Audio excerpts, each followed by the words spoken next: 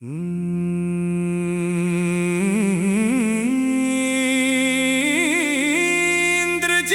Rajwade official.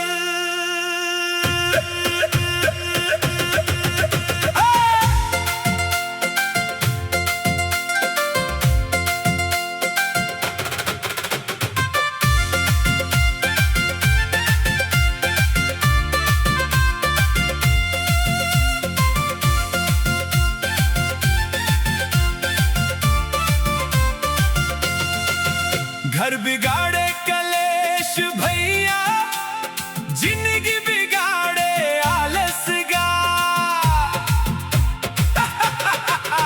घर बिगाड़े कलेश भैया, जिंदगी बिगाड़े आलस गा। आजकल के संगी जहुरियाला बिगाड़े दारू के लालच गा। आजकल के संगी जहुरियाला बिगाड़े दारू के लालच गा।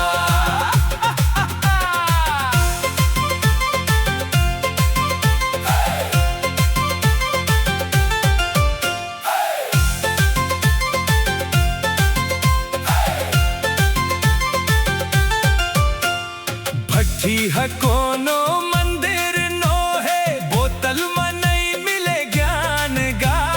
दारू कोनो अमृत नो है, पिए बर छोड़ दे लइका औसियान गा।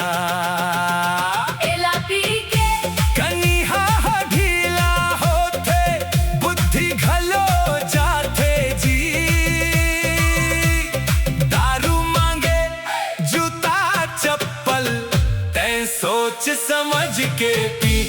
हाँ तैं सोच समझ के पी रे भैया, तैं सोच समझ के पी।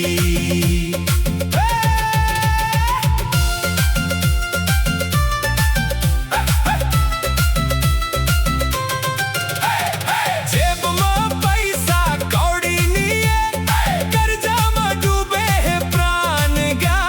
चखना बर कुकरी मांगत है, जे कर घर में नहीं धान गा। मुसवा कस बिल मलुकात है, लाज शरम सब जाते जी। दारू मांगे जूता चप्पल, तैं सोच समझ के पी। हाँ तैं सोच समझ के पी रे भैया, तैं सोच समझ के पी।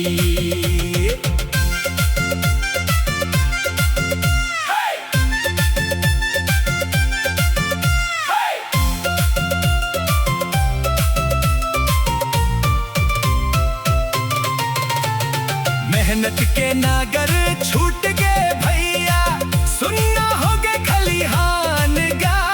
छोड़ के दारू धर ले नागर, तब बात ही तोर ईमान गा। हाँ सत घर हरोवत बैठे, जिंदगी नरक हो जाते जी। दारू मांगे जूता चप्पल, तैं सोच समझ के पी। हाँ तैं सोच समझ के पी रे भैया, तैं सोच समझ के पी। घर बिगाड़े कलेश भैया, जिंदगी बिगाड़े आलस गा। घर बिगाड़े कलेश भैया, जिंदगी बिगाड़े आलस गा। आजकल के संगी जहुरियाला बिगाड़े दारू के लालच गा। आजकल के